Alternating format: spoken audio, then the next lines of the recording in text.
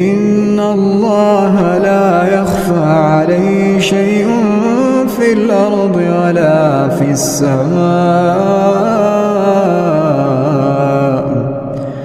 هو الذي يصوركم في الأرحام كيف يشاء. لا